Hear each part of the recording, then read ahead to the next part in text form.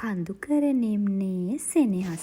උදෑසන හිරු රැස් නිම්නයට එබිකම් කරද්දී මුළු නිවසම පිරී යන්නේ නැවුම් සුවඳකින්.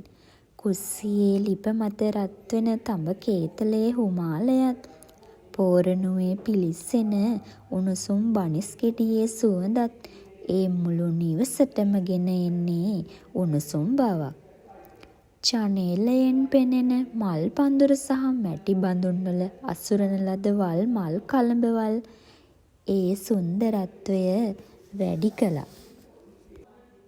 කඳුකර නිම්නයක අපි හැමදාම දකින්නේ ආදරේ පිරුණු ලෝකයක්.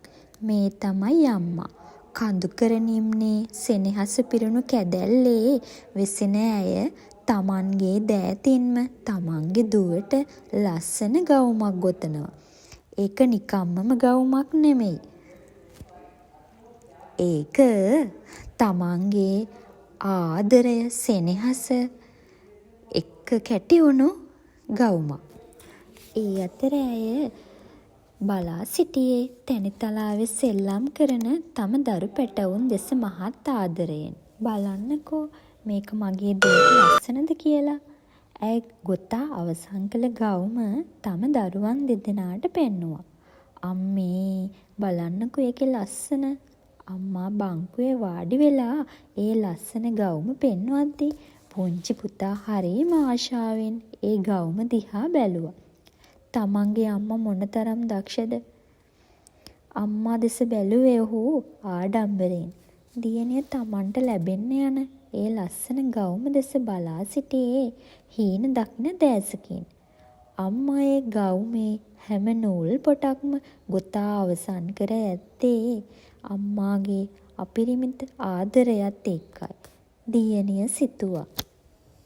ඈත කඳු අතරින් එන සුළඟේ මිදිලේ දුවන කුකුලන් රංචුව, තණකොළ කන බැටළුවන් රංචුව, මේ ඔක්කොම මැද්දේ තාත්තා එන පෙරමගට දිව ගිය පුංචි පැටවු දෙන්නා තාත්තා වැළඳ ගත්තේ හරිම ආදරෙන්.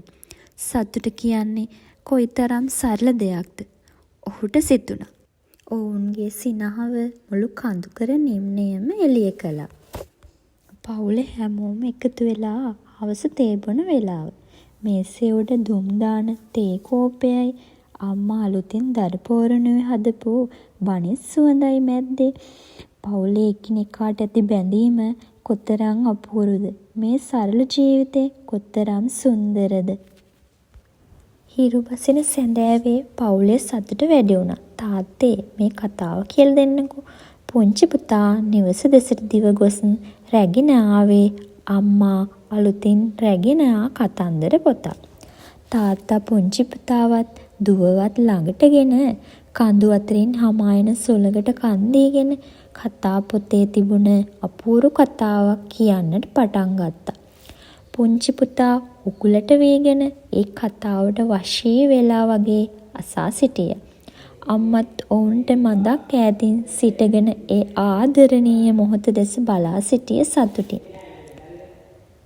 ඈතින් පෙනෙන කඳු පන්ති, මිදුලේ පිපුණු මල්, මුළු කඳුකර නිම්නයම මේ ආදරණීය පවුලට අනිහඬවම ආශිර්වාද කළා.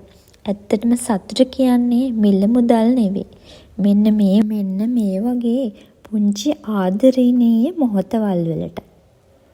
ඉතින් මේ කතාව අසා සිටි බලා සිටි ඔබ සියලු දෙනාටම ස්තුතියි.